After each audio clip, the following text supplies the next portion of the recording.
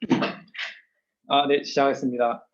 저는 아미랩의 석사과정학생 남현우이고 오늘 발표할 내용은 제로샷 텍스트 이미지 제너레이션이라고 오픈AI에서 나온 내용입니다. 네트워크 이름은 달2라고 하더라고요. 컨텐츠는 이제 인트로덕션 가볍게 하고 달2가 그래서 어떻게 되는지, 어떻게 학습시키는지 설명드린 다음에 실험 결과는 어떻게 되는지 설명드리겠습니다.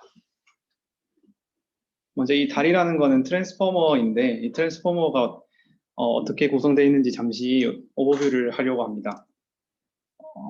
가볍게 인코더 디코더 방식이라고 생각하면 되고 이 각각 인코더 디코더가 이 멀티헤드 어텐션이라는 걸로 이루어져 있는데 이 멀티헤드 어텐션이 어떻게 이루어져 있냐면은 풀리 커넥티드 레이어로 이루어져 있습니다.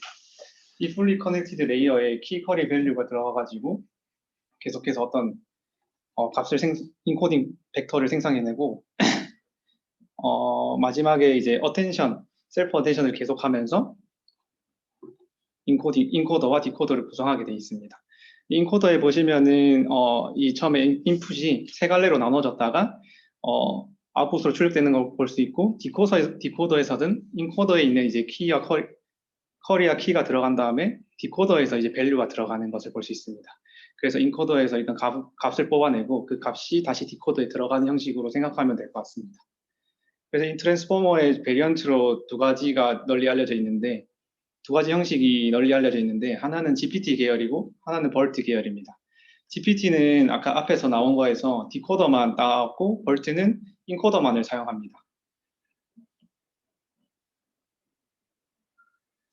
그래서 이 달이라는 것의 목표를 잠시 보면은 텍스트 투 이미지 제너레이션을 트랜스포머를 기반으로 해서 오토 리그레시브하게 계속해서 추정하는 프리딕션하는 것입니다. 아까 보시면 알겠지만 이 오토 리그레시브라는 거는 이 GPT 계열로 볼 수 있는데 어떤 토큰이 계속 들어가면서 하나의 그 프리딕션이 나오고 그 프리딕션이 다시 디코더로 들어가 가지고 시퀀셜하게 계속 추정되는 그러한 트랜스포머입니다.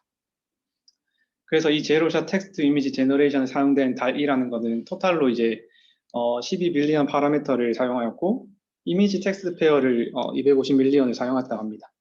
학습할 때는 1024개의 빌백을 사용하였다고 해요. 논문에서는 그렇게 말하고 있습니다. 이 방법은 스테이지가 두 개로 나뉘는데 하나는 이미지 토큰을 만들어내는 거고 하나는 트랜스포머를 학습시키는 겁니다.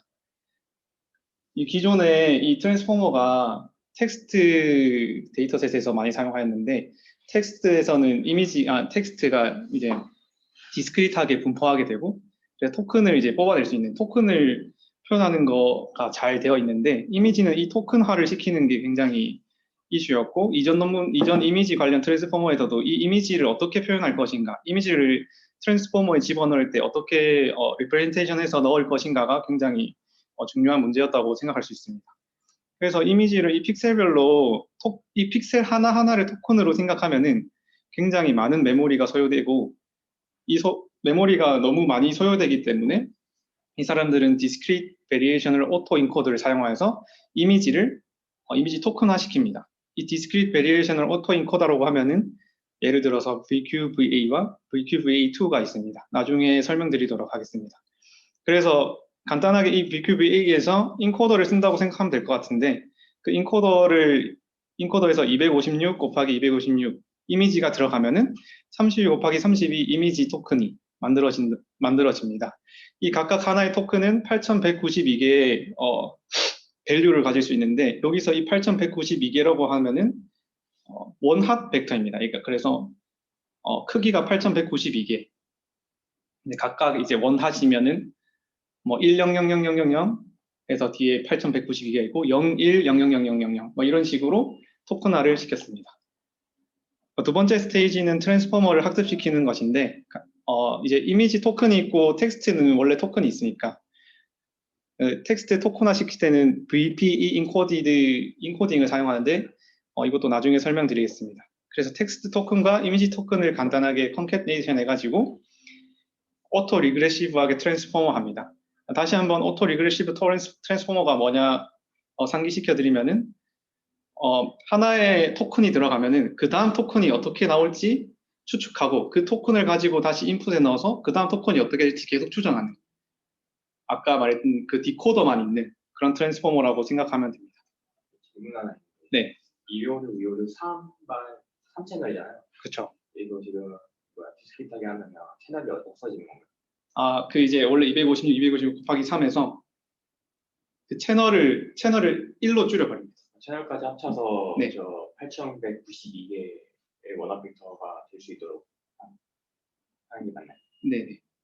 근데 채널 개수가 8192개인 건 아니고 여기서는 이제 32 곱하기 32가 네, 마지막에 채널이 8192개가 돼서 이 8192개에서 높은 값이 이제 그 0100 이렇게 인코딩 할 수 있습니다. 네. 저 8192개의 밸류라는 게 채널 그래서 마지막엔 결국 채널이 돼요. 그럼 그게 그러니까 토큰화 시켰을 때 저 8192개의 밸류가 갖는 의미가 어떤 뭐 클래스 같은 거 아니면 클래스입니다. 네. 8192개 클래스, 그러니까 그냥 단어라고 생각하시면 돼요. 보캐블러리라고 생각해가지고 이 이미지를 표현할 수 있는 게 8192개의 베리어블이 있는데 256, 256이 너무 크니까 30, 32로 줄여가지고 이 32, 32개를 이제 각각 하나가 그러면 1024개잖아요. 32 곱하기 32 하면. 근데 하나하나마다 가질 수 있는 단어가 8192개라는 소리입니다. 그러면은 이제 컨비너티브하게 생각하면은 8192개의 32승으로 이미지를 표현하는 거죠. 텍스트도 이제 이러한 토큰화 시키면은 이 토큰들로 이렇게 이루어지잖아요. 그래서 나는 남현우다 하면은 토큰을 간단하게 나는 남현우 이렇게 해서 두 개가 있는 건데, 근데 여기서는 이제 이 텍스트에서는 토큰을 256개 쓰는 뭐 그런 게 있습니다. 256개의 네. 텍스트 토큰을 썼다는 게 네. 256개 디멘전에 원합 벡터를 썼다는 얘기가 네네. 네, 맞아요. 아닙니다. 네. 제가 방금 잘못 말했는데, 네. 문장을 256 토큰으로 만들고, 그 문장을 표현할 때는 또, 나는 남현우다에서 이제, 뭐, 니은, 뭐 이런 걸로 다 이루어져 있잖아요. 그런 걸로 다시 이제 원합 디멘전으로 표현이 돼 있는데, 아웃풋이 네, 그쵸. 아웃풋은 캐릭터로 표현한다? 아웃풋이 워드가 아니에요? 어떤 아웃풋 말씀하시는 거예요? 그러니까 트랜스포머에 인풋하는 토큰이 네네네. 워드 토큰일 수도 있고 캐릭터 토큰일 수도 있잖아요. 그게 이게 BPE 인코딩을 해서 캐릭터일 수도 있고 단어일 수도 있고, 근데 하나의 텍스트를 256개로 이제 최대 256개로 하는. 트렁케이션을 했다, 트림을 했다, 센텐스 길이를 256개로 정해놨다. 네네, 맞아요. 예를 들어서 토큰은 말 그대로 어떤 문장에서 이 문장을 표현하기 위한 뭐라 해야 되죠? 그래서 그러니까 파시블 밸류, 이 8192개는 뭐 캐릭터가 될 수도 있고 워드가 될 수도 있고, 이 캐릭터와 워드의 조합이 결국 토큰이 되는 그런 겁니다. 나중에 또 이거에 대해서 설명할 슬라이드가 있는데 그때 한번 다시 설명드리도록 하겠습니다. 워드하고 캐릭터를 혼용해서 쓴다는데? 이 BPE 인코딩이 뭐냐면은 예를 들어서 I love your eyes라는 게 있으면은 이 처음에는 이 캐릭터마다, 그러니까 I, LOVE 이거를 캐릭터마다 몇 개가 나온지 카운팅해서 쫙 만들어 놓고, 그 다음에 LOV에서 LOOVE 이렇게 두 개로 캐릭터를 묶어가지고 또 이게 몇 개가 카운트 되는지 이렇게 또 묻고, 또 세 글자, 캐릭터 세 개로 이루어진 게 얼마나 돼 있는지 카운트해서 묻고, 그래서 최대 이렇게 묶어가지고 가질 수 있는 보컬러리를 표현하고, 여기서 앞에 있는 256개는 하나의 문장이 주어져 있을 때 아까 만든 그 보컬러리로 최대 256 토큰을 가질 수 있게 이렇게 표현합니다. 그래서 캐릭터랑 워드는 좀 더 아랫단에 있고 토큰은 좀 더 그 위에 상위 단계로서 텍스트를 표현하는 그러한 레프레젠테이션입니다. 인코딩입니다. 여기 여기- BP를 보니까 네. 그 스태티스틱스를 재서 네. 문서나 뭐 이런 걸 데이터셋이 하나 있고, 네. 그다음에 그 데이터셋에서 뭐 자주 등장하는 그 서브워드, 네네. 저기 에이트나 뭐 예를 들어서 네. 파이 뭐 약간 이런 식으로 심플리파이, 뭐 네네. 파이 이런 식으로 FY가 그런 네. 것들하고, 그다음에 또 기본적인 캐릭터 ABC, EFC 네네. 하고 그런 것들의 이미지에서 조합들을 네. 하나의 컴퓨터로 나타내는 같은데. 보카브러리로 나타낸 거고, 보카브러리로 네. 나타내고. 보카브러리를 이렇게 뭉쳐가지고 센텐스를 몇 개의 토큰으로 표현할 것인가.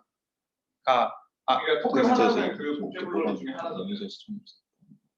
네, 맞습니다. 네. 네네. 근데 이제 그 보캐블러리가 256개만 사용했다는 거예요. 아니요, 256개는 250개 길이. 토큰의 길이. 길이고 네. 벡터 네. 사이즈는 모르는구나. 네네, 센텐스를 토큰으로 몇 개의 토큰으로 표현할 것인가 하고, 좀 더 그 워드나 캐릭터 이러한 그 토큰을 표현하기 위한 원합 벡터는 훨씬 더 많습니다. 그 디멘전이 몇이에요? 팔- 저기서 그게 이미지 비주얼 워드, 비주얼 토큰은 8192 디멘전이잖아요. 이거 곱하기 2 한 값입니다. 16,000, 그러면 네. 텍스트 토큰의 디멘전도 8192예요? 아닙니다. 곱하기 2에서 16,384. 그러면 총 디멘전, 컨캐터네이션 한 디멘전, 하나의 토큰의 디멘전은 네. 비주얼 워드하고 텍스트 워드 다 포함해서 8192 곱하기 3인 거예요. 이거는 제가 좀 찾아보려고 했었는데, 원래 보통 그러면 디멘전이 들어갈 때 토큰, 그러니까 원합 벡터로 만드니까 디멘전이 같아야 되잖아요. 8192나 아니면 16,000 그렇죠, 이런 거나. 근데 뭐 좀 서치를 해보니까 이렇게 추정을 하더라고요. 이거 완벽하게 아직 몰라가지고 그 16,000 그 워드 임베딩에 또 하나를 더 앞에 더 넣어가지고 그럼 총 3만 몇이잖아요. 그 3만 몇 개로 이미지와 토큰을 이렇게 분리하는 거라고 생각을 하더라고요. 어떤 사람은. 예를 들어서 앞에가 0이면 이미지 토큰에서 뒤에 8192개만 쓰고, 앞에가 1이면은 뒤에 16,000개 쓰는 원합 벡터에서. 왜 3만이죠? 16,000까지만 하면은 이미지만 표현할 수 있으니까 앞에 0, 1로 하는 그 16,000만 네. 하면 텍스트만 표현할 수 있다는 거예요? 네네, 텍스트만 표현할 수 있으니까 앞에 비트 하나를 더 줘가지고 0이면은 텍스트, 1이면은 중간에 바로 앞에 하나 비트 그냥 안 쓰고 앞에 이제 이미지 보컬버리를만 그러면 쓰면 16,384개 플러스 1 디멘전 아니에요? 왜 3만이냐면 그게 0, 1이니까 곱하기 2가 되잖아요. 디멘전 진짜 바이너리 벡터잖아요. 네. 바이너리 벡터인데 왜 3만이라서 어디서? 24,000개 아니에요? 예를 들어서 이미지가 이렇게 두 개의 토큰을 표현할 수 있고 파시블 밸류니까 얘는 그럼 네 개를 표현할 수 있잖아요. 근데 텍스트는 하나만 더 커뮤니케이션 개수잖아요. 디멘전을 물어보고. 원합 벡터로는 네. 그 전체 바이너리 벡터가 예를 들어서 8,192개다. 네, 그 중에 하나밖에 선택을 못하잖아요. 원합 벡터는. 네네, 그럼 8,192개를 선택할 수 있는 건데. 네네. 그러고 나서 우리가 지금 비주얼 워드 자체는 8,192 디멘전이잖아요. 네네네. 어떤 말씀하시나요? 네, 그럼 텍스트 워드는 몇 디멘전이에요? 물어보고 네. 텍스트 디멘전이 저 8,192 곱하기 2 정도를 쓴다면서요? 16,384. 네네. 그래서 이거 제가 방금 좀 잘못 설명한 것 같은데, 그래서 원합 벡터니까 만약에 그 텍스트가 4개의 밸류를 가지고 있다. 그러면은 그냥 이 4개가 필요한 거잖아요. 네네네. 왜냐면 네 개. 원하시니까. 네, 4개의 워드로 구성됩니다. 네. 근데 이제 이미지 같은 경우는 그러면은 만약에 이거가 만약에 3개다. 그러면 8개가 필요하잖아요. 워드, 비주얼 워드가 3가지 종류다. 네네. 라고 하면 8개가 필요하다. 네, 원합 벡터로 8개가 있으면은 8 디멘전이 필요한 거잖아요. 비주얼 워드가 3개인데 왜 8개가 필요하지? 워드가 3개면 3개 중에 하나를 선택하게 하니까 바이너리 디멘전은 3개가 필요하다.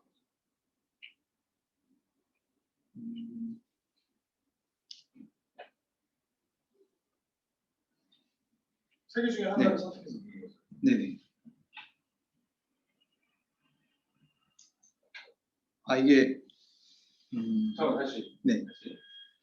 256하고 1024는 랭스야. 그죠? 네네. 길이죠. 네네. 그래서 문장의 워드 단위라고 생각을 하면 워드 단위의 랭스를 256개로 딱 스트링하고 1024개로 스트링한 거예요. 네네. 왜냐면은 트랜스포머가 플리 컨볼루션 막 이런 구조가 아니고 리커런트 구조가 아니라서 네네. 베링 랭스를 구별하기가 어렵기 때문에 네. 일단은 픽스해놓고 트레이닝을 하는 거죠. 네네. 뭐 RNN도 그렇게 하잖아요. 백프로페이션 쓰고 타임할 때도 원래 딱 랭스가 더 많더라도 잘라서 쓰잖아요. 네. 그래서 트레이닝을 한 랭스가 적어고 네. 그러면 각각 256개의 토큰이든 2024개의 토큰이든 각 토큰 하나마다의 디멘셔널리티가 있을 텐데 네. 그게 인풋으로 들어가잖아요. 트랜스포머에. 네. 그 디멘션이 몇이냐를 질문이었고 네. 그게 제 생각에는 적어도 이미지 토큰 그 벡터, 원합 벡터하고 텍스트 워드 그 토큰에 대한 원합 벡터 그게 컴퓨터네이션에서 들어가든지 네. 해야 되는 거 아닌가? 라고 생각을 한 건데 그게 아닌 거예요.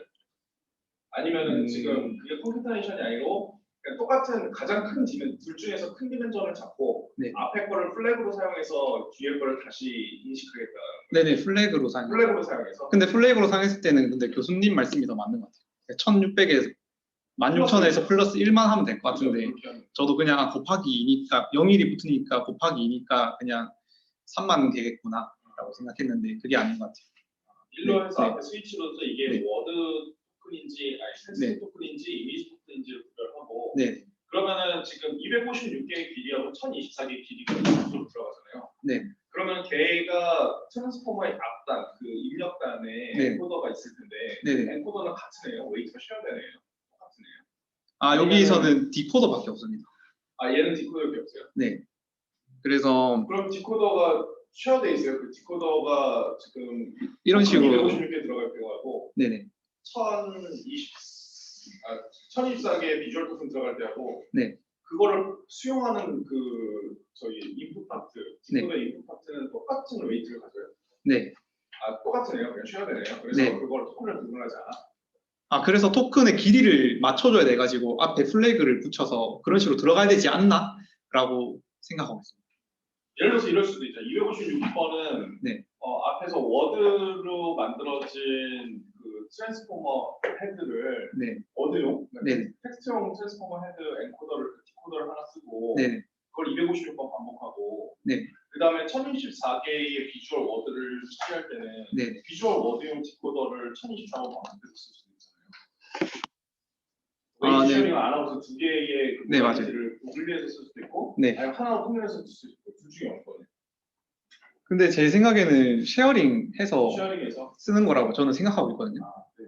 왜냐면 예를 들어서 저는 이게 지금 나중에 보면은 트랜스포머로 문장을 번역하는 거랑 똑같다고 생각하거든요. 네, 그렇죠.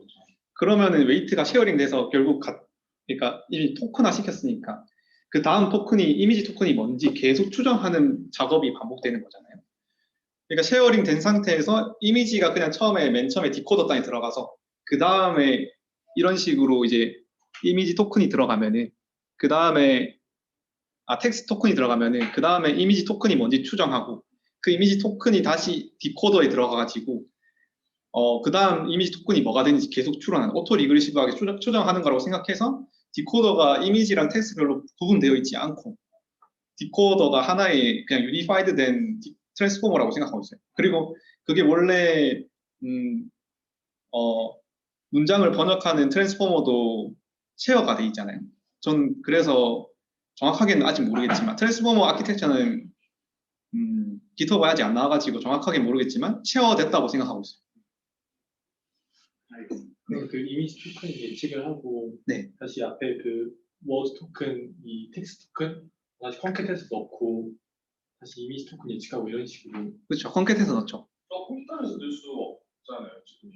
왜냐면은 디멘전 네. 하나가 네. 16,000짜리가 있으면은 네네. 16,000짜리를 텍스트하고 이미지가 똑같은 공간을 쉐어하는데 네네. 두 개의 정보가 중첩될 수가 없잖아요. 그렇게 컴캣하는 게 아니고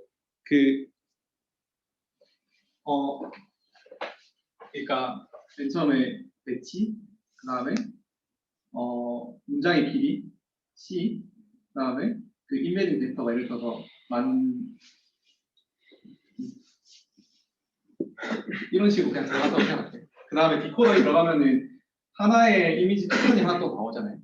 그러면 디코더에 넣을 때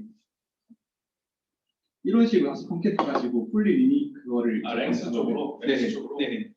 그래서 다시 처음부터. 네, 다시 처음부터 해서 그래서 좀 시간이 많이 원래 그 디코더 기반은 시간이 많이 걸려요. 인코더는 한 번에 쫙 나거든요. 근데 디코더는 계속 하나 추가하고 오토 리그레시브 하게 하기 때문에 시간이 많이 걸린다는 또 단점이 있긴 있습니다. 그리고 학습할 때는 제가 알기로는 프리딕션 한 토큰을 넣는 게 아니고 실제 참값의 토큰을 넣는 걸로 알고 있어요. 그러니까 왜냐면은 그 에러가 어큐뮬레이션 되기 때문에 트레이닝 단에서는 그런 게 안 하고 인퍼런스만 이제 추정을 계속 다음 토큰을 넣고 또 다음 토큰 추정해서 넣고 그렇게 하는데 트레이닝 할 때는 참값을 계속 넣어줘가지고 그 다음 프리딕션한 토큰이 진짜 맞나 그렇게 하는 걸로 알고 있어요. 그게 저기 RNN 트레이닝 할 때도 똑같은 테크닉을 쓰는데 티처 포싱이라고 해요. 그래서 무조건 참값을 그러니까 토큰이 튀어나오고 나서 그게 다음 인풋으로 원래 들어가 있잖아요. 테스트 타임에, 인퍼런스 타임에. 네. 근데 그거를 틀린 값을 넣어주면 또 그 에러가 어큐뮬레이션 되고 그러니까 트레이닝 할 때는 그냥 참값을 아예 처음부터 넣어주고 네. 피드보드처럼 이렇게 트레이닝 시키는 더 빠르고 또 깨끗한 값이 들어가요.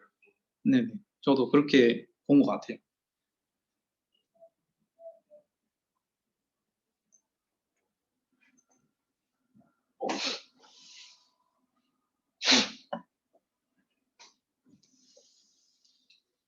여기까지죠. 네, 그래서 스테이지 1에서는 BQVA를 학습시켜가지고 토큰을 뽑아내는 작업이라고 생각하시면 되고 스테이지 2에서는 이제 트랜스포머를 학습해서 이 텍스트가 주어졌을 때 어떤 이미지 토큰들이 나와야 되는지 그거를 프리딕션 하는 역할을 하고 있습니다. 토탈은 VA, 그 Variation Auto Encoder랑 비슷하게 우리가 추정하자고 하는 그 XY가 주어졌을 때 리컨스트럭션 하는 것 그리고 그 YG의 프라이어를 학습하는 인코더 네트워크 이렇게 두 개가 있다 라고 생각합니다. 이렇게 정의하고 있습니다. 그리고 이 식은 베타가 1일 때 VAE를 학습하는 것과 그냥 정확하게 일치해요. 여기서 조금 더 이제 그 베리어블을 정의하자면은 X는 이미지고 Y는 캡션이고 G는 이미지 토큰입니다. 그래서 토큰과 그러니까 그 캡션과 이미지 토큰이 주어졌을 때 X 그 이미지를 복원하고 그리고 X가 주어졌을 때 이 토큰이 어떻게 되는지 그 다음에 이 프라이어, 이 YG 그러니까 캡션과 이미지 토큰의 그 지수율 분포가 어떻게 되는지 이 쪽에서 볼 수 있습니다. 여기서 이제 리컨스트럭션 한 것과 이 G를 추정하는 것은 그 discrete variational autoencoder를 쓰고 여기서 YG의 프라이어 디스트리뷰션을 학습하는 것을 트랜스포머를 쓰게 됩니다. 여기서 주의해야 될 게 이 바운드는 베타가 1일 때 참이에요. 베타가 커지거나 하면은 어떻게 될지 그러니까 베타가 뭐 음수거나 이렇게 하면은 이 바운드 홀드 안 하게 됩니다. 원래 베리에이션 오토 인코더도 이게 베타가 1인 상태로 표현이 딱 되거든요. 그래서 좀 더 쪼개서 설명드리자면은 스테이지 1은 아까 이미지 토큰을 학습하는 것이라고 했는데 이 여기서 식이 어렵게 주어져 있지만 식이 어려운 것 같지만 정확하게 베리에이션을 오토 인코더를 학습시키는 것과 똑같이 진행이 됩니다. 여기서는 이제 이 세타와 파이 그러니까 그 디코더 그러니까 이 G가 주어졌을 때 이미지 토큰 이미지를 생성해내는 것과 그리고 이 이미지가 주어졌을 때 이미지 토큰을 만들어내는 것을 의미하기 때문에 discrete variational autoencoder를 학습한다고 볼 수 있고 처음에 이제 프라이어 그 캡션의 프라이어는 캡션과 이미지 토큰의 프라이어는 그냥 유니폼리하게 놓는다고 합니다. 왜냐하면 트랜스포머를 학습하기 전이라서 그 조인트 디스트리뷰션은 그냥 유니폼하다. 먼저 discrete variational autoencoder를 먼저 학습하겠다라는 의미입니다. 그래서 여기서 중요한 그 discrete variational autoencoder를 학습할 때 중요한 게 잠깐만요. 그 네. 지금 텀에서 네. 각각 그 프로버비티 텀이 뭐뭐로 모델이 있어요? 게 네. 내가 그 텍스트로 써놨을 제가 잘 모르겠는데 그 네. 밑줄로 이렇게 이거는 뭐 트랜스포머, 이거는 뭐 디스크리트 BA 뭐 약간 이런 식으로 설명하면 좀 더 직관적으로 좀 와닿을 것 같은데 네. 보텀이 뭐예요? 이 왼쪽, 이 P 세타는 리컨스트럭션 하는 거거든요. 그래서 왜냐면은 G와 Y가 주어졌을 때 이미지가 나오는 거잖아요. 이미지가 나오는 겁니다. 그래서 이미지가 나오는 거라 생각하면은 당연히 리컨스트럭션이니까 디스크리트 베리에이셔널 오토 인코더를 학습하는 디코더. 로스다. 네, 디코더의 로스다. 그리고 여기서 X가 주어졌을 때 여기서 조인트 디스플레이인 것 같지만 Z만 나오게 학습을 하거든요. 그러니까 이미지를 넣었을 때 이미지 토큰이 나오는 거를 학습하는데 이 Z는 베리에이션 오토 인코더에서 인코더 단에 해당이 됩니다. 그리고 이 추후에 이 YG 두 개, 이 두 개를 학습하는 거는 트랜스포머가 담당하게 돼요. 이 캡션이 들어오면은 그 다음 이미지 토큰이 뭐가 될지 그러니까 조인트 디스트리뷰션을 학습하는 거니까 이 옆에 있는 이 프사이는 트랜스포머가 담당하게 됩니다. 그래서 스테이지 1에는 디스크리트 베리에이션 온토 인코더를 학습하는 거니까 이 왼쪽에 있는 식을 이제 왼쪽에 있는 식과 그리고 이 파이 디스트리뷰션을 이용해 가지고 디스크리트 베리에이션 온토 인코더를 학습하게 됩니다. 그러면 저거 뭐지? 파이인가요? 사이인가? 중 상시창을 줄인 거 사이. 네, 프사이야. 프사이는 네. 트랜스포머로 학습하는데 트랜스포머 처음엔 없으니까 네네. 그러면 그냥 학습 안 하고서는 유니폼으로 주는 거예요? 네네네. 그렇다고 합니다. 나중에 스테이지가 이제 또 얼터너티브하게 학습하는 건 아닌데 앞에 이제 디스크리트 베리에이션 오토 인코더를 학습할 때는 그냥 유니폼하게 두고 한다고 합니다.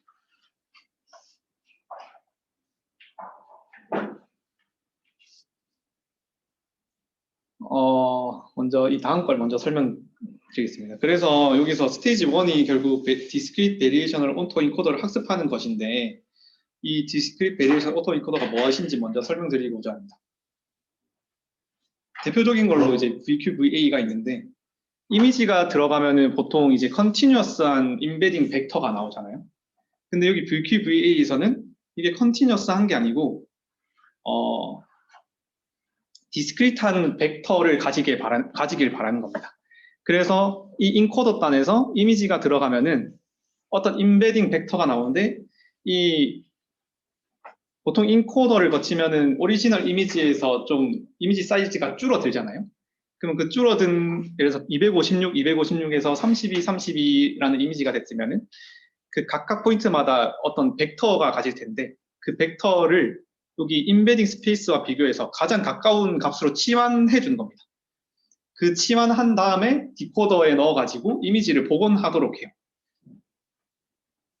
그러면은 학습할 때 치환을 해줬기 때문에 가장 가까운 임베딩 벡터가 치환을 해줬기 때문에 그레디언트가 인코더로 안 흐르게 되잖아요. 이 컨스트럭션 로스를 먹이면은. 그래서 그 그레디언트가 안 먹는 거를 방지하기 위해서 스트레이트 스루라는 기술을 사용해서 가장 가까운 코드 그 임베딩 벡터와 가장 가까운 벡터가 들어갔는데 그 벡터가 가지는 그레디언트 값을 그냥 뭐 어느쯤 맞겠지 하고 이제 치환해서 넣어주는 겁니다. 더 자세하게는 뭐 코드북도 학습시키고 또 따로 인코더를 또 학습시키는 게 있는데 이 정도 알면은 네, 될 것 같습니다. 이거 그냥 질문인데 네. VQ2하고 VQ1하고 네. 차이가 뭐예요? VQ1하고 2 차이는 하이라키컬한 구조를 가지느냐 안 가지느냐에 있거든요. 여기서 보면은 지금 이미지 사이즈가 한 번 딱 들어가서 한 번 나오잖아요. 근데 그게 아니고 좀 그 피라미드처럼 좀 쌓은 느낌이에요. 정확하게 한 번밖에 안 해가지고 정확하게 기억은 안 나는데 층을 두 개로 해가지고 이렇게 BQVA를 학습시켰을 때 그 하이 프리퀀시를 잘 못 잡아내거든요. 근데 그런 걸 피라미드식으로 쌓아가지고 좀 더 선명하게 만들어줘요. 그러면 VQ 파트 저 가운데에 네. 퀀타이제이션 파트가 네. 여러 번 있는 거예요? 하이라키마다? 아니면 하나만 있어요? 그거는 제가 지금 정확하게 기억 못하겠습니다. 그리고 궁금한 게 스테이트 스루 그거를 할 때 네. 제 생각에는 저기도 저 결국에 맨 셀렉션이잖아요. 네네. 그러면 테스트할 때는 그냥 셀렉션에서 그거를 그 피처를 그 인덱싱에서 그냥 넣어주면은 저 구조를 만족시키는데 아, 인퍼런스 할 때 말씀이시죠? 인프라스 할 네네네. 때는 그냥 어차피 그 중에서 가장 가까운 리얼 타임 서치에서 네네, 가장 맞아. 가까운 인덱싱에서 넣으면 되는데 네. 트레이닝 할 때는 그러면은 셀렉션 한 거에 그 디퍼런셜 버전은 셀렉션 메커니즘의 디퍼런셜 버전은 항상 소프트맥스잖아요. 네네. 그러면 감벨 소프트맥스 같은 디퍼런셜라이제이션 트릭을 써서는 저걸 디퍼런셜하게 만들 수가 있을 텐데 네. 왜 스테이트 같이 그레디언트를 맞다고 가정하고 저쪽으로 보여주는 걸 하지? 맨 처음에 만들었을 때는 그 건벨 소프트맥스를 사용할 생각을 못 한 것 같아요. 아 이거 맨 처음 버전이에요? 네네. 간단한 버전? 네네. 감벨 소프트맥스 디퍼런셜라이제이션 트릭 같은 걸 쓰면 더 나아져요, 승리. 그 스테빌리티가 높아진다고 하더라고요. 그리고 일단 그 아까 말씀하신 그 방법을 적용하려면은 원핫 벡터처럼 생겨야 된다라는, 그러니까 인베딩 이 스페이스가 원핫 벡터처럼 생겨야 된다는 그러한 가정이 깔려 있어야 된다고 생각합니다. 왜냐하면 소프트 맥스를 하면은 디스트리뷰션이 하나가 크게 탁 튀잖아요. 제일 높은 값이. 그러면 그게 원핫 벡터로 볼 수 있잖아요. 그래서 여기서는 인베딩 스페이스가 같이 학습돼서 원핫 벡터가 아닌 어떤 의미의 여기 흩뿌려져 있는 값을 가질 수 있는데. 소프트맥스로 해도 그렇게 할 수 있어요. 아, 그런가요? 네, 인베이딩 스페이스를 딕셔너리로 보고 네. 이제 인코더에서 나온 피처하고 네. 키가 나왔다고 하면은 제 인베이딩 스페이스라고 네. 디스턴스를 쫙 매정한 다음에 네. 그 다음에 그 디스턴스 상에서 소프트맥스를 딱 취하면은 네. 그럼 셀렉션을 할 수 있잖아요. 네. 인덱싱 되는 거. 네. 그럼 인베이딩도 학습시킬 수 있어요. 아, 근데 그레디언트가 그렇게 셀렉션해서 넣으면 흐르나요? 그게 워드 투 벡터 학습할 때가 그 원리예요. 워드 투 벡터하고 인베이딩 그 워드에 대한 인베이딩 벡터 학습해야 되잖아요. 제가 정말 딴에 있거든요. 걔네들 웨이티드 썸 해서는 올렸을 아, 웨이티드 썸. 네, 웨이티드 썸 네. 했을 때 올렸을 때의 어떤 값이 나와지니까 그레디언트가 네. 플로우가 돼서 맞아요. 인풋을 업데이트하는 거랑 똑같은 아, 네, 저는 곱한다고 생각을 못했어. 그러니까 웨이티드 썸이라고 생각 못하고 있어서 그레디언트 아닐 거라 생각했는데, 네, 그렇게. 소프트맥스 같은 거 쓰면 소프트맥스 쓰면 일단 웨이티드 썸이 돼요. 근데 나중에 설명드리겠지만 여기서 감벨 소프트맥스는 그냥 원핫으로 그냥 생각해서 그냥 바로 넣어주거든요. 그렇게. 옛날 버전으로 롤백한 거네요. 네네. 네, 더 좋은 거. 인베딩 스페이스의 웨이티드 썸으로 하는 게 아니고 그냥 이 소프트맥스 치한 값, 그러니까 뭐 어떤 값이 특히 높은 값, 그걸 그냥 원핫 벡터로 생각해서. 지금 인퍼런스 타임 얘기하는 거예요? 테스트 타임 얘기하는 거예요? 테스트 둘 다 그렇게 하죠. 트레이닝도. 네. 그래서 여기 DALL-E에서는 이미지 토큰 개수가 8192개가 되고, 그런데 이제 여기서 스트레이트 스루 이스티메이터는 아까 말한 건벨 소프트 맥스 릴렉세이션으로 치환하게 됩니다.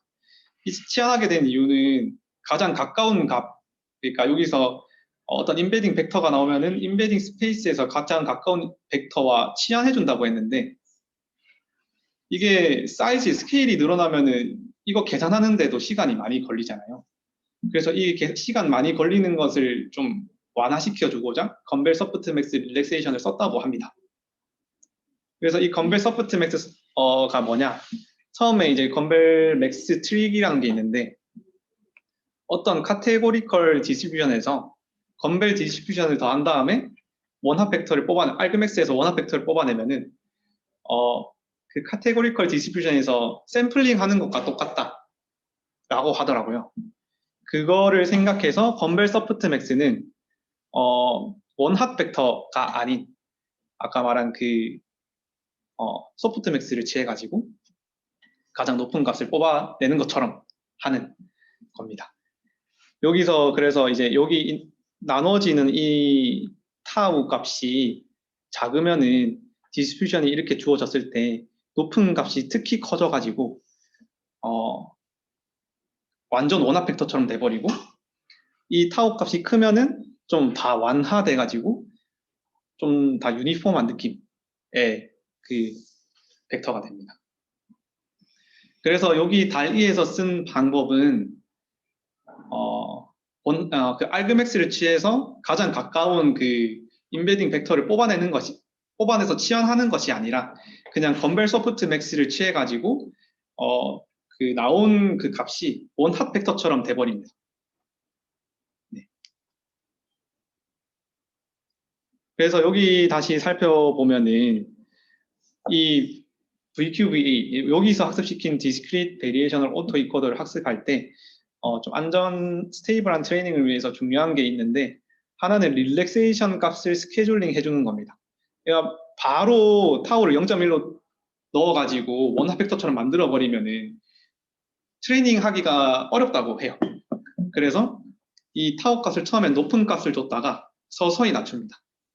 처음에는 그러니까 좀 뭔가 그럴듯한 원핫 벡터까지는 아니지만 좀 그럴듯한 벡터 값이 들어가다가 점점 낮춰서 0.1까지 내려가 버리면은 그냥 이제 원핫 벡터처럼 들어가는 것으로 생각할 수 있어요. 궁금한 게 네. 약간 VQVA에서 인베딩 스페이스 상에서 디스크리트하게 돼 있는 코드북처럼 돼 있는 네. 애들의 그 내가 뽑아낸 피처를 이제 매칭하는 거 네. 그게 그레디언트를 계산하기 할 수 없기 때문에 그죠? 그래서 이렇게 아이덴티티 뭐 이런 걸 네. 만들었는데 네. 그것보다 건벨 소프트맥스가 낫다는 건가요?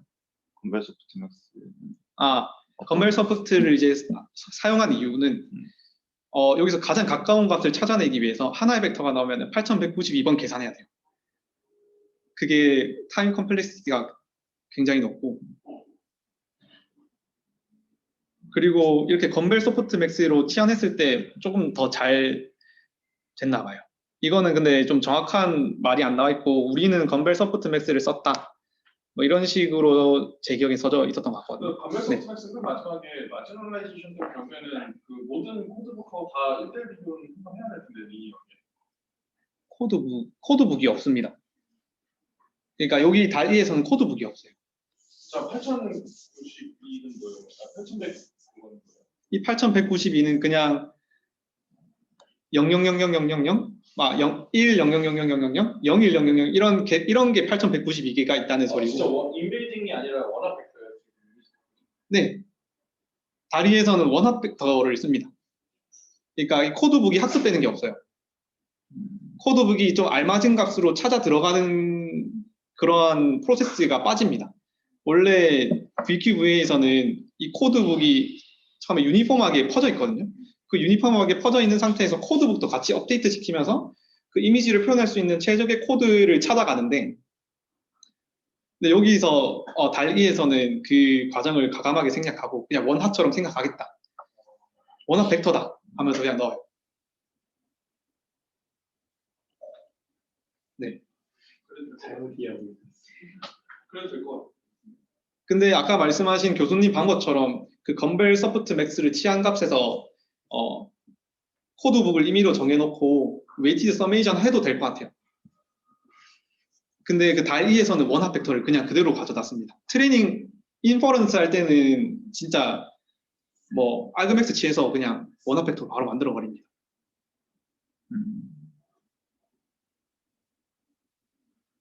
내가 쓴 소리가 그렇게 해도 가능한 이유는 원합 벡터를 놓고서는 저 뒤쪽에 디코더 부분에서 원바이원 콘볼루션이 뭔가 시작이 될 거 아니에요. 네네. 네네. 그러면은 원바이원 콘볼루션을 결국에는 FC 레이어의 웨이트라고 볼 수 있고 원합 벡터가 이렇게 매트릭스곡이 되니까 네. 결국엔 그게 인베이딩이 되는 거예요. 그렇게 생각할 수 있을 것 같아요. 디코더의 첫 단위 인베이딩이 되니까 거기서 네. 학습이 일어난다. 그래서 우리가 중복해서 학습할 필요가 없다라고 볼 수 있죠. 그래서 레이어를 하나 줄인 거라고 볼 수 있어요. 원하는 수치는.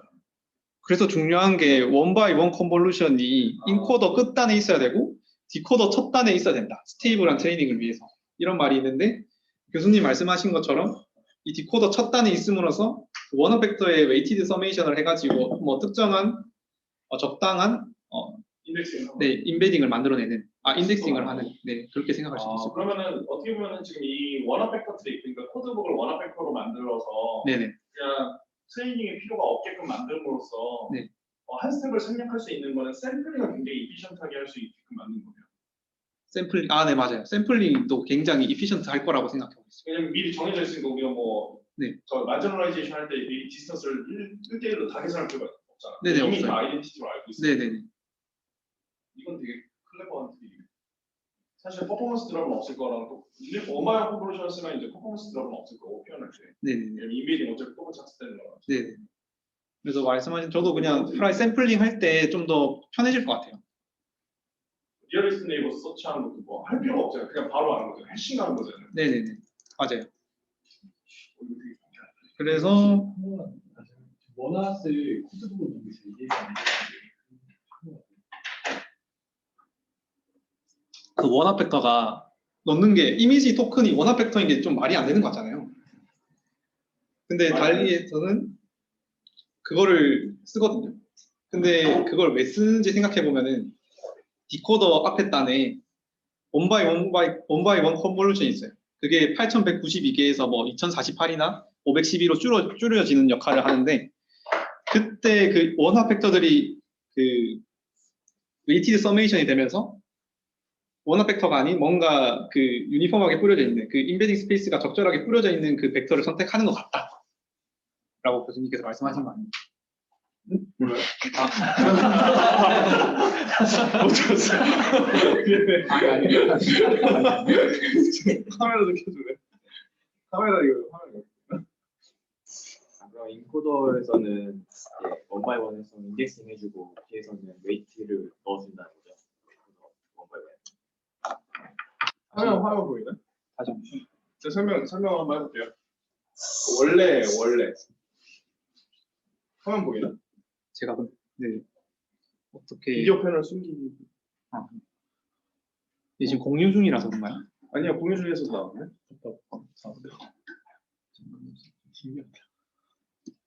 아, 네. 그래서 지금 원래는 보면은 이제 엔코더가 이렇게 있고 여기서 뭔가 피처가 이렇게 톡 튀어나와요. 피처 보이나? 보이겠죠? 네, 잘 보여요. 네, 피처가 딱 튀어나오면 여기 이메이징 벡터가 있어요. 근데 얘네들은 랜덤 노이즈 같은 걸로 먼저 이니셜라이제이션 해놔요. 그러면은 어떤 스페이스에 막 포진돼 있는 애야 랜덤하게. 그러면 얘하고 뭐 디스턴스를 이렇게 페어와이즈 디스턴스를 계산해요. 디스턴스 1, 디스턴스 2, 디스턴스 3가 이렇게 다 나오겠죠. 페어와이즈 다 계산하니까. 이게 n이면은 디스턴스 n이 나와. 그죠? 그 다음에 그러면 여기서 얘하고 가장 가까운 애가 뭔데? 를 지금 고르는 거잖아요. 결국은 이게 메모리 인덱싱 메커니즘이거든요. 그래서 메모리 네트워크가 이 구조로 돼 있어요. 어텐션도 여기서부터 나오는 거고. 그래서 인덱스를 이렇게 요걸 해서 요걸 내가 요 피처를 빼오고 싶다. 라고 하면 어떻게 하면 되냐면은 디스턴스 계산한 다음에 여기다 소프트맥스를 취하는 거예요. 그러면 여기 리스폰스가 가장 크게 나오면 아 요게 선택됐구나. 그래서 요거를 빼오면 돼. 이 아그맥스를 써서. 아그맥스를 쓰면은 디퍼런셔블하지 않죠. 그래서 디퍼런셔블하게 만들려고 어떻게 하냐면은 웨이티드 썸을 해요. 익스펙테이션을 하는 거지. 그래서 원래는 이제 델타하고 그 다음에 이게 인베이딩이 코드북이 C라고 하면은 이제 CI하고 결국에 이렇게 서메이션 하면 이게 인덱싱이잖아요. 델타는 뭔가 딱 내가 지정한 데 그 위치 피크에서만 딱 하나를 빼오는 거고 나머지 다 0으로 만드니까 이걸 이제 소프트하게 만든 거가 이제 요 디스턴스에다가 이제 소프트맥스를 취해서 디스턴스에다가 그래서 CI를 해서 서메이션 이렇게 하면은 이게 익스펙테이션이 요게 될 거다라고 기대를 하는 거죠. 그렇게 해서 이렇게 만들려면 이게 소프트맥스고 이게 디스턴스고 결국에 L2 디스턴스나 뭐 코사인 디스턴스나 이너 프로덕트나 전부 다 디퍼런셜을 하니까 미분 가능하고 이렇게 돼 있어요. 여기까지 이해됐죠? 그래서 이게 다 미분 가능하니까 디스턴스 통해 이게 소프트맥스 통해서 디스턴스 통해서도 이쪽으로도 다 그레디언트가 가. 그리고 이쪽으로도 그레디언트가 플로잉이 돼요. 그래서 요것도 합스되고 인베이딩도 다 합스돼. 이게 오리지널 VQ, VA나 아니면은 메모리 네트워크에서 흔히 사용하는 트릭이고 이게 결국에는 또 다른 인풋이라고 볼 수 있잖아요. 근데 인풋되는데도 불구하고 그레디언트로 학습이 돼요. 근데 지금 여기서 한 거는 뭔 짓을 한 거냐면은 이거를 그냥 아예 학습을 안 하겠다 그러고 이런 아이덴티티 매트릭스처럼 원화 벡터로 그냥 만들어 놓은 거야. 이거 그리고 학습 안 해. 나 학습 안 해. 이렇게 해놓은 거지. 그러고 나서 엔코더의 맨 마지막 단을 원바이 원으로 놨고 그 다음에 디코더도 맨 마지막 단을 이제 원바이 원으로 놨어요. 그 다음에 여기서 뭐가 F가 나오는데 이번에 이 F는 happen to be 학습되는 게 지금 요게 원화 벡터로 학습이 됐다 보니까 이 F 자체가 처음부터 그냥 이 중에 하나하고 비슷한 애가 나오겠지. 예를 들어서 0, 1, 0은 이렇게 나오든지 아니면 0, 아니면 0.9, 뭐 0은 이런 식으로 나올 거야. 그러면 이거는 그냥 다른 거 해볼 필요도 없이 두 번째 거 인덱스 그냥 체크하면 되는 거죠. 해싱이에요. 이렇게 함으로써. 그래서 이걸 디스턴스 일일이 계산하지 않고도 바로 맥스 인덱스를 취할 수가 있어요. 우리가. 이것만 보고도. 그래서 디스턴스 계산을 리니어로 하면은 결국에는 이게 만약에 d 디멘전이면은 지금 이거 리니어로 하면은 n 곱하기 d 스퀘어만큼의 컴플렉시티를 이미 줄여버린 거예요. 이렇게 만들어. 이제 여기까지 이해가 됐죠? 일단 그래서 굉장히 이피션트한 해싱 테크닉을 만들어 버린 거다.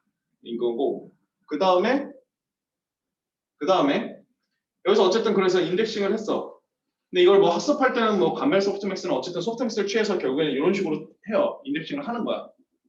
몇 개를 여기서 몇 개의 값이 나오면은 그럼 그 값으로 조금 샘플링 노이즈를 넣어서 이 중에서 몇 개를 선택할지를 선택한 다음에 걔네들을 그 웨이티드 썸을 한 거예요. 내가 보기에는. 네, 그 학습할 때는. 그래서 들어가는데 그럼 학습할 때는 뭐 그렇게 넣죠. 인퍼런스 할 때를 보면은 여기서 요거에 체크가 됐잖아요. 그럼 맥스 값을 요거를 이렇게 넣어주게 돼 있어요. 그러면 이게 뭔 짓을 한 거냐면은 이걸 지울게요. 뭔 짓을 한 거냐면은 원바이원 컨볼루션은 결국에는 그냥 매트릭스 곱이잖아요. 그죠? 근데 이 매트릭스에다가 매트릭스에다가 원합 벡터 1 요거를 하고 나머지는 0인 그런 애를 그냥 곱하면 이제 다음 레이어로 넘어가는 거죠. 액티베이션을 구할 수가 있죠. 그러면은 뭐가 되는 거냐? 요 컬럼을 셀렉션하게 된 거예요. 그죠? 그러면 요 컬럼이 다음 스텝으로 넘어가죠. 그 얘기는 이 인베이딩 벡터가 여기서 학습되는 게 아니라 여기서 학습이 된 거야. 이해됐어요? 원바이원 컨볼루션 여기서 인베이딩 스페이스를 정의하게 된 거예요. 그래서 지금 여기서 정의를 했었으면 어떤 현상이 일어나면은 여기서 아비트러리한 그 덴스 디스트리뷰티드 리프레젠테이션 뭔가 리얼 벡터가 딱 나오게 되잖아요. 그죠? 근데 리얼 벡터가 나온 거가 여기서 그냥 원바이원 컨볼루션이나 뭐 3x3 컨볼루션으로 한번 컨볼루션을 거쳐서 그냥 변형되는 형태인 거야. 그죠? 그래서 사실은 이렇게 하면 레이어가 하나 더 필요해요. 똑같은 리프레젠테이션 하기 위해서 예를 들어서 얘가 레이어가 이전에서는 인베이딩을 학습하면은 10개를 썼었다. 그럼 똑같은 파워로 리프레젠테이션을 하기 위해서 똑같은 리프레젠테이션 파워를 갖기 위해서 얘는 11개가 필요해요. 왜냐면은 인베이딩을 복원해야 되니까. 그래서 지금 퍼포먼스 드랍이 없죠. 왜냐면은 이게 인베이딩 어차피 학습되니까 이걸 원화수로 한다고 하더라도 지금 인베이딩을 못하는 게 아니야. 표현력은 똑같이 가지고 있어요. 근데 인덱싱 할 때 퍼포먼스 성능은 엄청나게 다운시킬 수 있고요. 속도는 엄청나게 좋게 만들 수가 있는 거죠. 그래서 되게 클레버한 트릭 같다. 이걸 딱 보고서 이걸 생각을 했다는 게 괜찮네 이거. 나중에 다른 이거 VK뿐만 아니라 나머지 그 뭐 메모리 네트워크나 이런 데서 난 이게 활용될 수 있는 테크닉으로 보이거든요. 그래서 되게 좋은 테크닉인 것 같아요. 트랜스포머도 지금 여기서 어텐션 구하듯이 이용하잖아. 근데 트랜스포머의 중간에 예를 들어서 키하고 밸류, 쿼리, 그러니까 쿼리하고 키하고 먼저 디스턴스 다 계산한 다음에 이너 프로덕트로 그 다음에 소프트맥스 딱 취하고서 막 그렇게 했었잖아요. 근데 만약에 거기서 키를 우리가 런어블한 게 아니라 이런 식으로 픽스해버려. 그러면 이거는 컨스턴트 타임이 되는 거지. 리니어 타임 컴플렉시티에서 키를 이렇게 검색해서 인덱싱을 하는 거를 그냥 바로 이 밸류에서 가장 큰 밸류가 인덱스로 나오는 거니까 그냥 해싱이 돼버리는 거예요. 그러면 컨스턴트 타임이 돼요. 그럼 엄청 빠른 트랜스폼을 만들 수 있다니까. 되게 심오한 내용이었어. 네, 좋은데. 하나 배운 거 같아요. 다들 이해됐어요? 혹시 질문 있어요? 혹시 놓친 거 있어요? 이건 나중에 연구하면서 되게 피해야 되고 살이 되는 테크닉인 것 같아요. 이런 패턴을 기억해 놓으면 좋아요. 저 웨이트 이해를 잘 못했는데 네. 웨이트가 여기 원바이원 컨볼루션의 웨이트. 원바이원 네, 그러니까 여기서 지금 이렇게 피처가 나오면 이렇게 피처 벡터가 이렇게 딱 주어져 있잖아요. 그렇죠? 프라임이 있어요. 그러면은 여기서 얘가 다음으로 넘어갈 때 원바이원 컨볼루션을 하면은 이 위치에 있는 애하고 그 다음에 원바이원 컨볼루션이니까 이 필터 사이즈가 원바이원이고 그 다음에 요거 사이즈에 딱 맞는 그런 필터 뱅크잖아요. 필터가 K개에 있는 거잖아. 그죠? 컨볼루션 필터는 K개에 있어야 되잖아요. 필터 그러니까 1/1 곱하기 이 디멘전이 예를 들어서 D 디멘전이라고 하면 D 곱하기 K개의 필터가 있어야 되잖아. 근데 D하고 K 이거 매트릭스잖아요. 이게 이제 D하고 이제 K가 되는 거죠. 그랬을 때 이게 D 디멘전이니까 곱할 때 이게 원합 벡터면 요게 딱 셀렉션 돼서 요것만 탁 튀어나가는 거죠. 이게 다음 레이어로 올라가는 거. 이게 이미지입니다. 이게 이렇게 됐어요. 그래서 요 원바이원 컨볼루션 부분에서 그 웨이트가 아까 설명했던 그 인베이딩 딕셔너리 얘가 아비트러리하면 그 리얼 밸류로 학습이 되잖아요. 그걸 대신하고 있는 거다.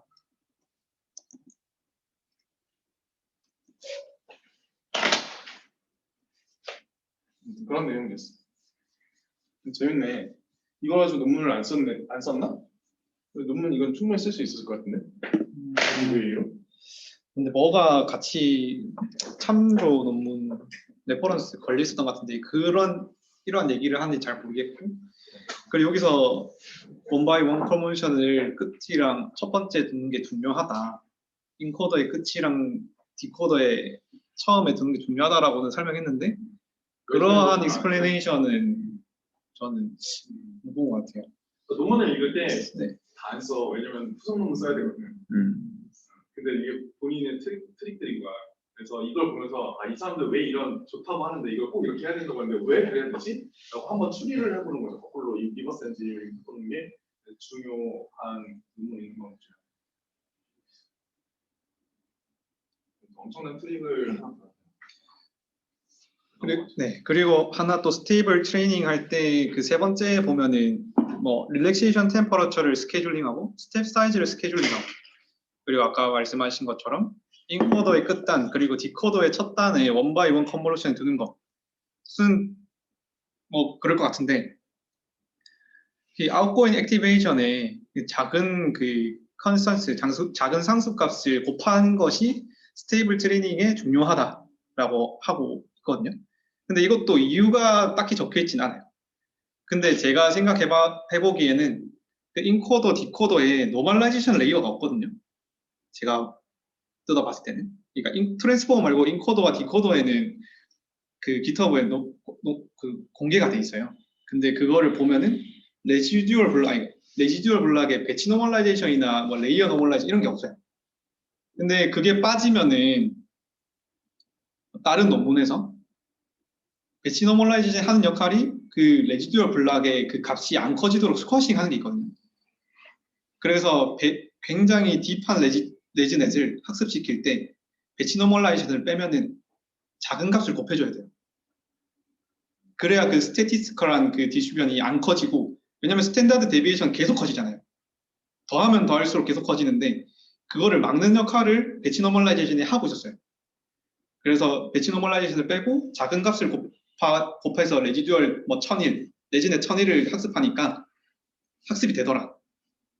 퍼포먼스 드랍은 좀 있지만 그러한 논문이 있거든요. 근데 제 생각에 이것도 그 레지듀얼 블락의 아웃고잉 액티베이션의 작은 값을 곱한다, 이게 그런 뜻이 아닌가 생각하고 있어요. 네, 그렇습니다. 이제 스테이지 2가 조인트 디스트리뷰션을 학습하는 건데, 결국 이제 캡션이 주어졌을 때 이미지 토큰이 어떻게 되는지 설명하는 거거든요. 그래서 이 에비던스 로어 바운드를 그 사이에 대해서 맥시마이제이션 합니다. 근데 그 트레이닝을 어떻게 하냐면은 12빌리언의 파라미터를 가진 스파르스 트랜스포머를 이용해서 학습을 해요. 여기서 스파르스는 좀 더 이피션트한 트랜스포머를 말합니다. 그래서 여기 BPE 인코딩을 보카블러리 사이즈가 16,384인 최대, 그리고 한 문장의 센텐스가 256 토큰을 가지도록 하는 BPE 인코딩을 사용하였고, 여기서 베리에이셔널 오토 인코더는 1024개의 토큰, 그리고 보카블러리 사이즈는 8192개, 두 개를 컨캣네이션 해가지고 디코더에 계속 이제 넣게 되죠. 오토 리그레시브하게. 그래서 제가 생각하기에는 사이즈가 다르잖아요. 사이즈가 다르니까 그 플래그 앞에 두지 않나 생각하고 있습니다.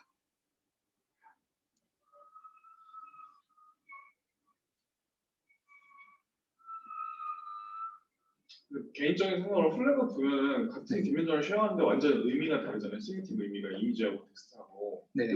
그래서 그 연관성을 텍스트하고 이미지하고 호환성 있게 맞춰놓지 않았으면 되게 에피션트한 트레이닝이 안 될 것 같거든요. 인풋의 노이즈가.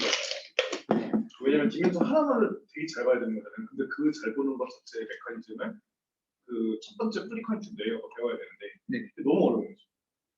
0일 때는 뭐 1일 때는 뭐 이거 배우는 메커니즘 쉽냐 프리퀀트 레이어한테. 그게 굉장히 크니까. 뭐 그게 굉장히 크니까 가능할 것 같긴 한데 네. 그거하고 그냥 붙여서 컴퓨터네이션에서 넣는 거하고 생각을 해보면 컴퓨터네이션 넣는 게 훨씬 더 쉬울 것 같거든요. 뭐랑 컴캐테이션은 텍스트 토크랑 이미지 토크랑 디멘전을 컴퓨터네이션에서 그냥 크게 만들었어. 좀 그게 엄청 크게 그냥 만들었어. 어차피 워낙 벡터니까. 네. 어차피 스파스 벡터니까. 네. 그게 더 낫지 않나? 그냥 플래그를 두는 게 아니고. 왜냐면은 아까 제가 그 딕셔너리에서 인덱싱하는 거하고 똑같이 생각하면은 네. 워낙 벡터잖아요. 그죠? 그러면 그게 네. 셀렉션 됐을 때 그 이미징 벡터 하나가 딱 골라질 거예요. 네네. 그 첫 번째 프리퀀트 레이어에서. 네네. 그죠? 걔하고 그다음 앞에가 0이 붙든 1이 붙든 어떤 이미징 벡터 하나가 뭐가 붙을 거 아니에요. 네. 그러면은 텍스트에서 똑같은 1의 위치에 있었던 이미징 벡터, 그다음에 이미지에서 똑같이 1이 있었던 그 이미징 벡터, 그 두 개가 똑같은 이미징 벡터로 필링된다니. 그러면 그게 텍스트의 의미와 이미지의 의미가 같아야지만 뭔가 말이 되는 약간 그런 센스가 생기거든요. 그러면 그걸 이제 다시 분리하는 작업을 하고 막 배워야 되는데 그게 더 어려운 작업을 하는 거 아닌가. 오히려 그냥 32,000개라던가. 그냥 3만, 2만 4천 그 정도 그냥 늘려버리는 게 차라리 나은 거 아닌가. 그런 생각이 들어요. 만약에 디코더가 쉐어가 안 된다고 하면.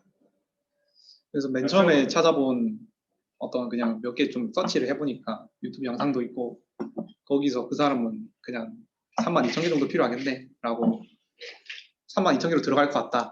3만이라는 그런 겁니다. 그게 어디서 나와? 대충 그냥 16,000에서 곱하기 해가지고 그 캐파시티를 더 늘리는 거죠. 왜 그 짓을 왜 그분도 근데 그냥 이런 거예요? 그냥 이거를 말하려고 한 건 아니고 이거가 중점이었던 건 아니고 BQV가 좀 중점이었거나 그걸 하면서 달리를 잠시 설명하는 그런 거였는데 네. 포지션 인베이딩과 로우 인베이딩과 컬럼 인베이딩. 네. 그래서 이 트랜스포머에서 디코더 단만 따온 거기 때문에 트레이닝 할 때 이제 토큰 캡션은 주어져 있잖아요. 이 캡션은 이렇게 캡션을 넣고 그 다음에 이미지 토큰이 뭔지 그 추정을 해가지고 계속 오토 리그시브하게 학습을 시키는 것으로 추정이 됩니다. 왜냐면은 디코더 트랜스포머가 그렇게 학습을 하니까 얘네들도 똑같이 그렇게 학습하지 않았을까 생각하고 있어요. 트레이닝 할 때는 오토 리그레시브 하게 할 네. 수 없지 않아요? 한 번에 넣지 않아요? 한 번에 넣어서 마스킹을 시키긴 하는데 뭐 마스킹을 시키거나 네. 아니면 뭐 리컨스트럭션을 한다고 하죠. 예를 들어서 첫 번째 이미지 토큰이 주어졌을 때 두 번째 이미지 토큰을 추정해야 될 때 근데 넣을 때는 만약에 풀로 넣었으면은 그 뒷단에 있는 이미지 토큰들이 다 영향을 미치니까 그렇죠. 그거를 이제 마스킹해서 그렇죠. 이제 마스킹해서 넣거든요. 네, 그런 식으로 하긴 합니다. 왜냐면 오토 리그레시브하게 하나 넣는 거는 트레이닝 때 시간이- 컴플렉시티가 너무 클 것 같아서 마스킹 트릭 같은 걸 써야 될 것 같아요. 역삼각형처럼 생긴 그러니까 밑에 왜 좌변 그러니까 왼쪽 아래 삼각형은 1로 가득 채우고 오른쪽 위에 삼각형은 0으로 채워가지고 넣으면 마스킹이 되거든요. 왜냐면은 이게 이제 내가 지금 추정할 때 미래에 있는 이미지 토큰을 안 보고 과거에 있는 이미지 토큰만 참조해서 학습을 하겠다라는 의미라서 그런 식으로 토큰 넣는데 여기서 이제 스팔스 트랜스포머 같은 경우에는 원래 트랜스포머가 제가 말했던 오른쪽은 0이고 왼쪽 아래는 1인데 스팔스 트랜스포머는 이 과거를 참조하는 것조차도 좀 띄엄띄엄 보겠다라는 겁니다. 왜냐면은 좀 띄엄띄엄 보면은 더 계산하기가 편하니까 계산 속도가 늘어나니까 계산 속도가 줄어드니까 그렇게 합니다. 이 위에는 스팔스 트랜스포머고 위에가 이제 다리를 할 때 했던 건데 그래서 로우 어텐션 마스크 이런 식으로 네 가지 마스크를 이용해서 학습을 하게 돼요. 순서가 있는데 한 번은 로우 했다가 한 번은 컬럼 했다가 그 다음에 로우 했다가 끝단에는 뭐를 쓰고 이런 게 아키텍처에 다 정해져 있습니다. 아, 그중에 하나만 쓰는 게 아니라 왔다 갔다 하면서 쓰는 거예요? 네네. 보통 로우 컬럼을 주로 쓰고 뭐 몇 단에 이러한 마스킹을 쓰니까 더 좋더라 하는 건 또 있더라고요. 아, 레이어 단마다 다르게? 네. 로우 컬럼, 로우, 로우, 로우 컬럼, 로우, 로우 이렇게 가다가 또 특정 레이어에는 이렇게 쓰고 그 서플리멘터리에 있더라고요. 그거에 대한 리조닝이 어떻게 되는지는 안 나와 있고 그렇게 썼다. 약간 어떻게 보면 네. 드랍업 느낌이네요. 아, 네네 맞아요. 여기서 로우 저기 삼각형에서 왼쪽이 두꺼운데 저 두꺼운 거는 삼각형의 왼쪽이 이거야? 네. 이게 마스킹이 된 아니 두껍잖아 왼쪽. 왼쪽이 그거 그렇지 공명성이. 어디? 아, 이거를 근데 잘 모르겠어요. 그러니까 이 마스크가 어떤 이유로 이렇게 만들었는지. 만들었는지. 내 생각엔 그거 네. 텍스트인데. 아, 여기가 텍스트. 텍스트 아닌가요? 텍스트는 그냥 오프라인에서 주어진 거니까. 네, 맞는 것 같습니다. 저도 이거 보면서 왜 이렇게 생겼지라고 생각했는데 텍스트 생각을 못 하고 있었어요. 그래서 트랜스포머로 프라이어를 학습하는 그건 다 가르쳐주면. 겁니다. 근데 원래 VQV에서 이 프라이어를 학습하는 걸 담당하는 애가 픽셀 PCNN이었거든요. 그래서 이미지 토큰, 다음 이미지 토큰이 어떻게 되는지 이 전에 이미지 토큰만을 보고 계속 조정하는 애가 픽셀 CNN이었어요. 근데 얘네들이 한 거는 어떻게 보면은 텍스트에서 이미지를 제너레이션 하기 위해서 이 픽셀 CNN을 트랜스포머로 대체한 것밖에 없다 라고 생각할 수도 있어요. 그런데 굉장히 학습하기는 굉장히 어렵다. 굉장히 많은 테크닉들이 들어가는데 그게 장난이 아니거든요. 네, 첫 번째 아까 말했던 그 컨볼루션도 있고 뭐 그 스몰 컨스턴트를 곱하는 것도 있고 이런 것들을 다 해본 것 같아요. 그 중에 또 섹션으로 하나 나온 거는 믹스드 프리시전 트레이닝이라고 트랜스포머가 워낙 크니까 그 32비트 프리시전으로 트레이닝 시키지 않아요. 16비트로 이제 트레이닝을 시키는데 그 16비트로 트레이닝 시켰을 때 당연히 언더플로우가 일어나잖아요. 언더플로우가 일어나기 쉽거든요. 왜냐하면 표현할 수 있는 값이 줄어버리니까. 그래서 이 언더플로우가 일어나는데 원래 믹시드 프리시전 트레이닝은 전체 다 뭔가 이제 밑에 그레디언트 곱할 때 스케일을 좀 곱해가지고 그레디언트를 계산할 때 언더플로우가 일어나지 않게 스케일링을 시켜요. 근데 얘네들은 레지듀얼 블락이 그 그레디언트가 액티베이션이 모노토니컬하게 디크리즈 되더라. 그것을 관찰해서 이 레지듀얼 블락에만 이 믹스드 프리시전 트레이닝을 시킵니다. 그래서 보면은 이 포워드 할 때는 아이덴티티가 곱해져 있지만 그 백워드 할 때는 스케일을 시킨 다음에 그레디언트가 언더플로우가 일어나지 않도록 스케일을 시킨 다음에 그레디언트를 계산하고 다시 스케일 다운 시켜주는 그런 작업을 합니다. 여기서 필터는 뭐냐면은 만약 그레디언트가 NaN, 난이나 제로가 인피니티가 뜰 수가 있거든요.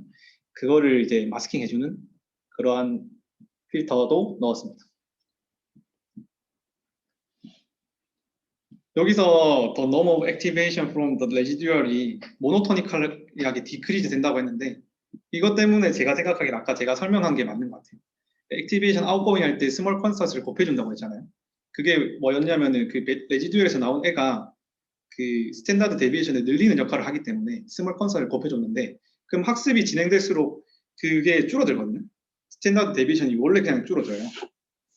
그러니까 이 놈이 학습을 진행하면서 모노토니컬리하게 감소하는 거라고 생각하고 있습니다. 뭐 이 사람들도 그냥 이걸 관찰했다라고 하지 그 이유를 설명하지 않는데 그냥 제가 생각하기엔 그래요. 하나는 이제 그래서 이 옵티마이제이션을 어떻게 할 것인가 1024개의 V백을 사용했는데 이 사람들은 이제 하나의 노드에 8개의 GPU가 있으니까 그 큰 트랜스포머를 이제 분리시켜 가지고 GPU 8개 고르게 나눈 다음에 올 리듀스 할 때 그러니까 그리디언트를 학습시킬 때는 그 나눠진 애들 GPU끼리 이제 올 리듀스를 하고 흔히 말하는 DDP, 파이토치에서 DDP를 썼다는 이야기입니다. 그리고 오른쪽에는 또 이렇게 해도 그 클러스터에 있는 밴드위스, 네트워크 밴드위스가 한계가 있잖아요. 그래서 그레디언트를 컴프레션 하는 그 알고리즘을 썼는데 이 알고리즘 이름이 파워 SGD라고 합니다. 그래서 최대 83%. 그러니까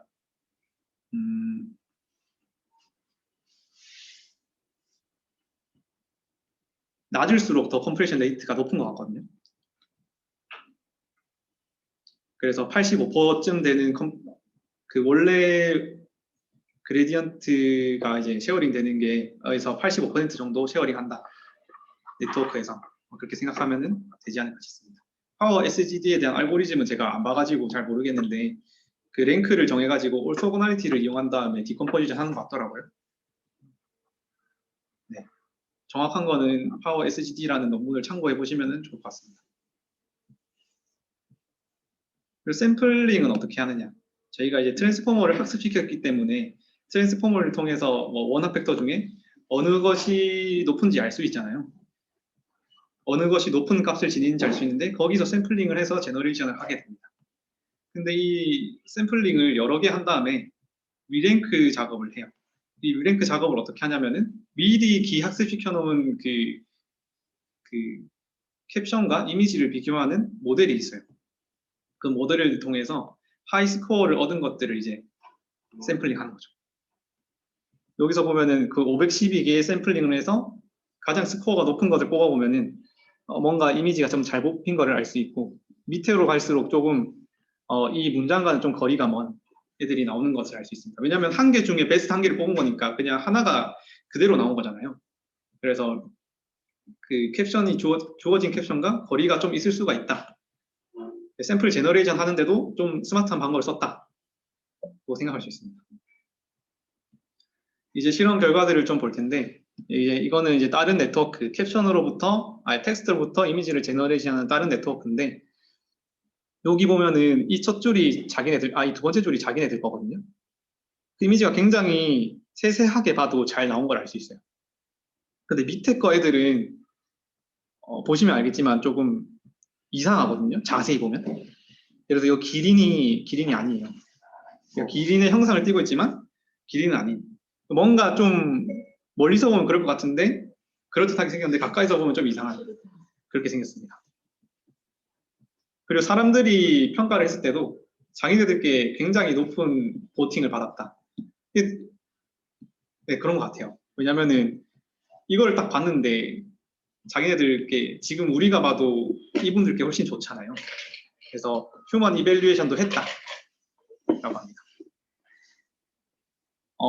그리고 이거는 자기네들이 생각하지 않았던 결과라고 해요.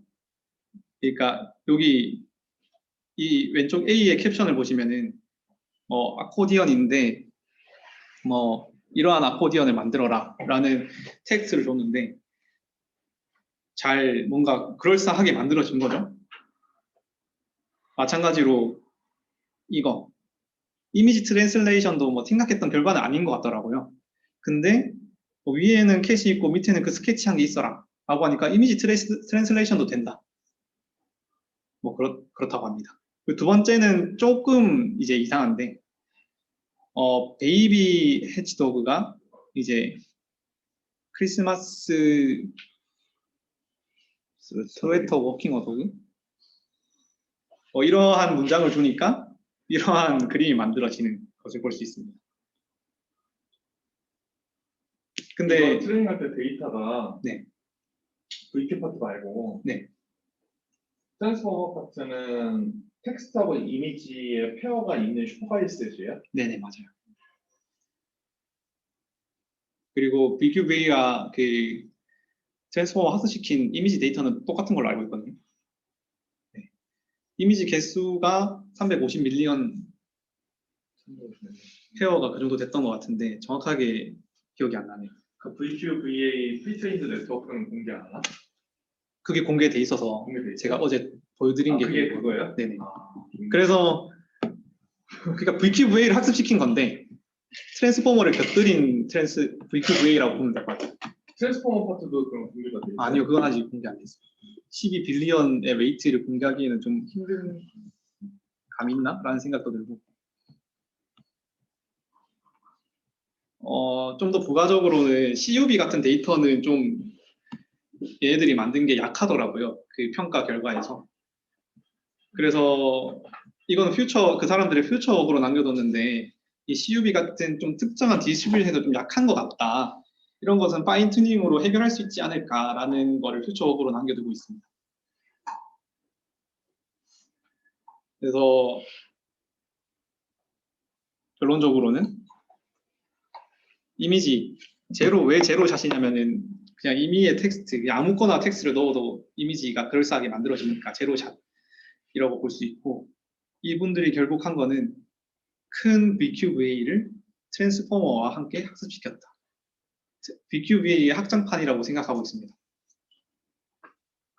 네, 이상입니다. 그러니까 제가 그 바라보는 관점은 보니까 저번에 그 김선민 학생이 세미나 했었던 것도 있었는데 이미지 스피킹? 이미지 스피킹 할 때도 보면은 이미지 엔코더 파트 따로 트레이닝 해놓고 그 다음에 스피치, 텍스트 투 스피치 쪽은 따로 트레이닝 해놓고 중간 리프레젠테이션만 새로 바뀌어서 브리징을 만들었잖아요. 이게 모듈러 네트워크 구조라고 하거든요. 모듈 네트워크 구조. 제가 스피치 투 페이스 그거 연구했을 때도 구글 애들하고 같이 할 때 우리 친구들이 이제 발견한 게 뭐냐면은 엔드-투-엔드 트레이닝 하면 제너레이션 태스크가 굉장히 어려워져요. 왜냐면은 하나의 인포메이션, 그러니까 특히 트랜스레이션인데 이 모달리티가 다른 트랜스레이션. 그러니까 예를 들어 스피치에서 얼굴로 간다. 그러면 인포메이션 여기 없잖아 별로. 그 로우 PSNR 레슨에서 얼굴을 리컨스트럭션 해야 되는데 거의 파칭할 수 있는 정보가 없는 거야. 그런 경우에는 적어도 한쪽 파트, 얼굴을 디코딩하는 파트나 이런 거는 완벽하게 얼굴을 디코딩을 잘 하던 애가 있어야 돼. 그거를 그리고 트레이닝하지 않는 거야. 픽스해 놓는 거야. 그 다음에 나머지 파트만 호환성 있게 거기다 딱 껴놓고서 거기만 학습을 시키는 거야. 지금 이게 딱 그거 한 거거든요. 네, 맞아요. 스테이지 1, 2 나눠서. VQ를 이미지 레벨에서 되게 잘 학습을 해놓고 일단 이미지 리프레젠테이션은 너무 퍼펙트하게 리컨스트럭션 할 수 있는 디코더를 다 만들어 놓은 거야. 그냥 중간에 싹 다 잘라서 서저리를 해가지고 거기다가 이제 텍스트하고 그 이미지 토큰 그 사이를 브리징하는 트랜스포머를 하나 넣은 거지. 네. 왜냐면 트랜스포머는 되게 나이스한 엄청나게 컴플렉스한 걸 트랜스포메이션 할 수 있는 스페이스의 트랜스포메이션 할 수 있는 그런 모듈이니까 맞아요. 그렇게만 딱 한 거지. 그래서 이런 게 가능하다. 그리고 저렇게 하이 퀄리티로 가능하다는 걸 보여준 게 되게 서프라이징한 것 같아요. 생각해보면은 재료들은 다 이미 어느 정도 알고 있었던 것들이라고 생각을 할 수가 있는 것 같은데 모듈 네트워크 구조도 사실 생각해보면 사람들이 별로 잘 몰라요. 의외로 잘 안 써. 그리고 그게 왜 필요한지 잘 몰라. 왜냐면 직접 엔드투엔드 해서 안 되면 안 되나 보다라고 그냥 하지 이게 왜 어떻게 해야지 되는지. 그래서 그 김홍민 학생이 세미나 했던 그 논문도 엑셉이 된 게 뉴릭스였죠. 뉴릭스였나? 그거 하스코. ECCB ECCB. 같습니다. 엑셉이 된 게 이제 기존에 그런 식으로 생각했던 사람들이 없었던 거야. 그냥 모듈러 네트워크 구조로 이렇게 해서 할 생각이 없었던 거야. 그 엔드투엔드로 그냥 하면 되면은 너무 쉽지 않고 하잖아. 그래서 저런 모듈로 구조? 그러니까 모듈을 하나 잘 만들어 놓고 그거를 우리가 가지고 있으면은 그걸 저런 식으로 재활용할 수 있는 거죠. 그게 되게 좋은